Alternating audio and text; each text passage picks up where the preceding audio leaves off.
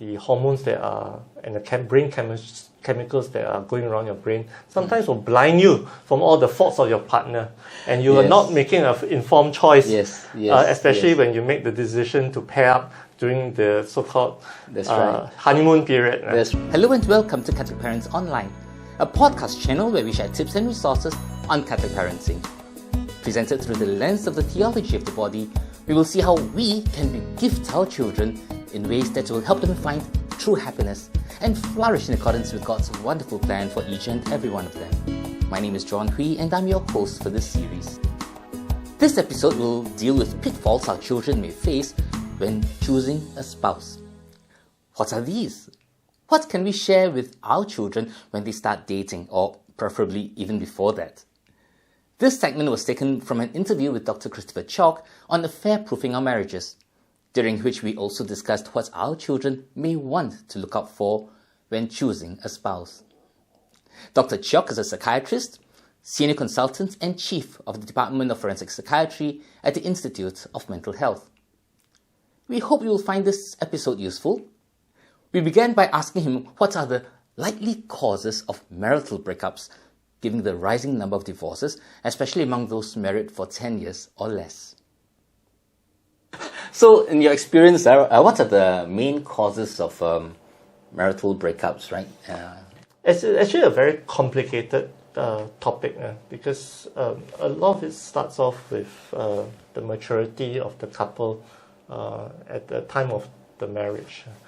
So, today, while I guess the vast majority of affairs are, I dare say, committed by men, but it's not uncommon to hear of the woman also being the perpetrator of an affair.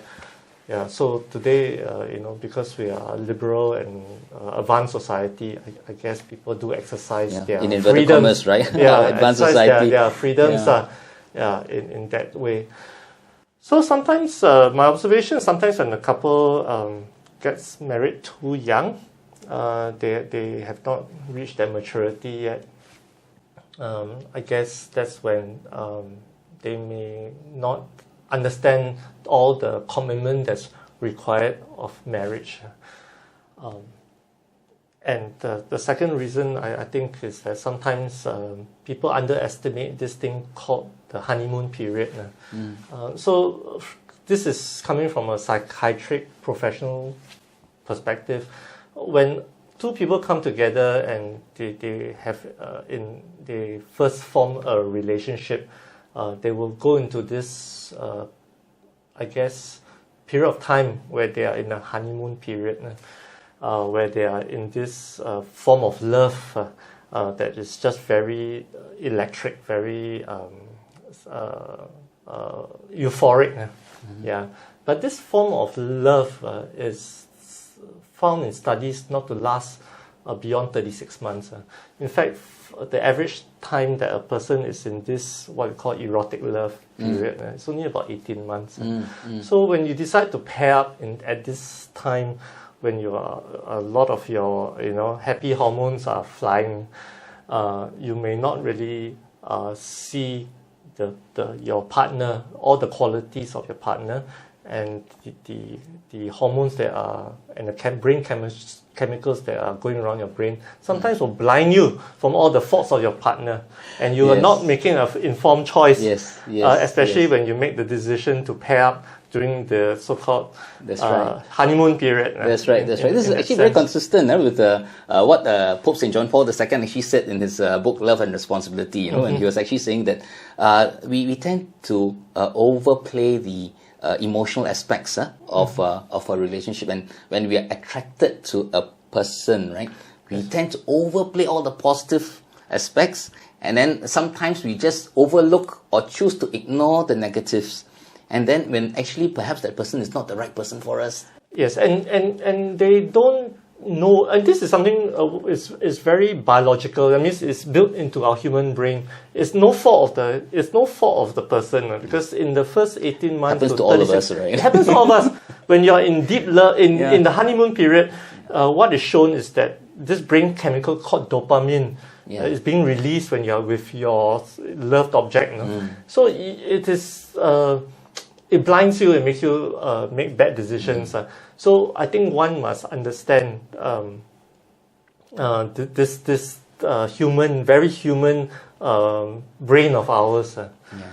The third area is that some of us, this is something more psychiatric in the sense that all of us have certain needs that we look in a partner.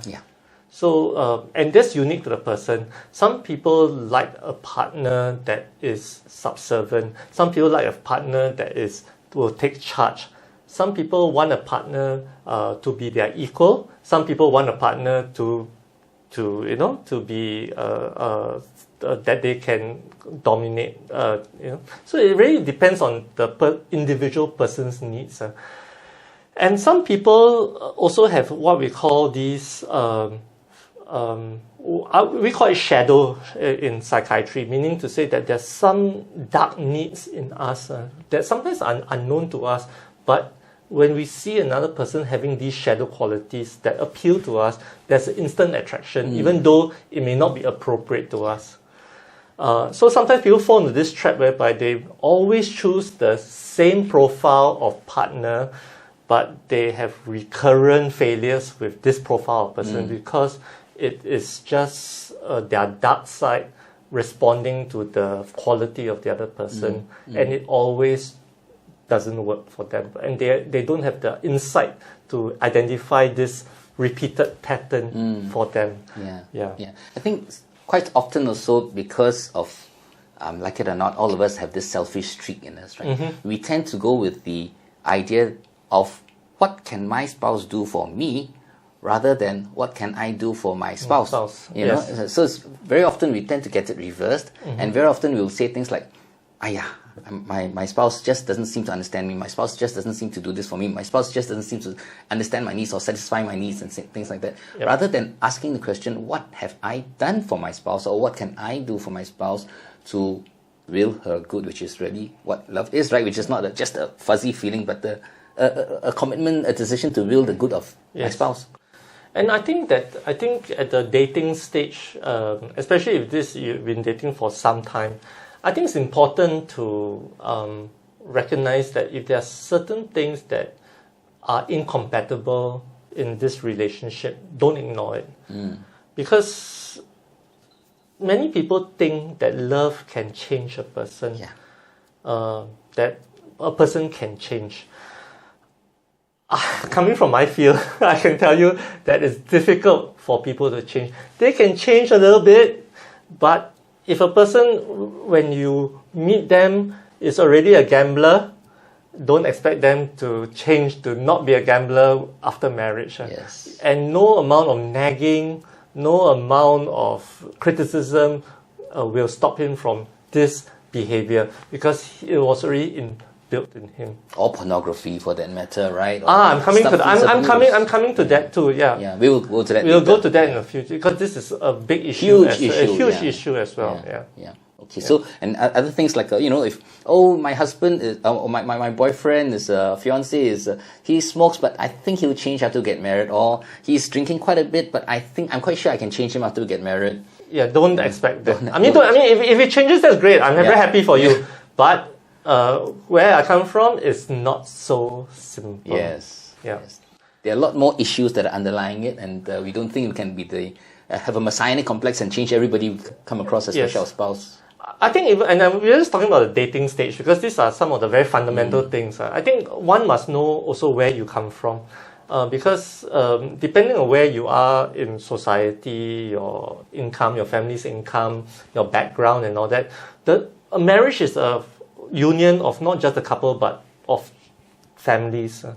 So sometimes you have to check out, I guess, your partner's family as well, and see how compatible it is to your family, because you cannot ignore your partner's family. What they call family of origin. Family of origin, Because if, let's say, for example, there's an incompatibility of income, economic situation and all that, then I think one has to be realistic that these are issues to be overcome.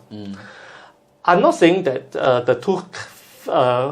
couple, the husband and wife, must be of the same religious belief as well. But certainly having the same religious belief helps reduce one Certainly. already barriers. There are already so many things to try to to breach already.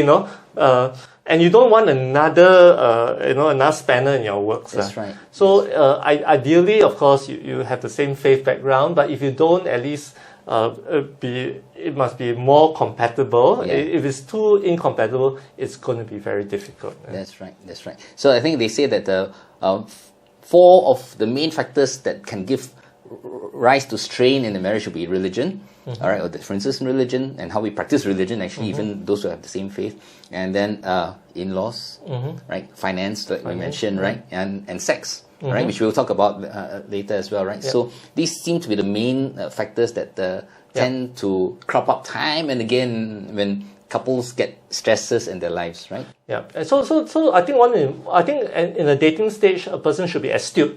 They should really do their due diligence to really just observe, because if you can take the person for what the person is at that point in time. So if one partner likes to go for the high life, that sort of lifestyle and all that, this is unlikely to change.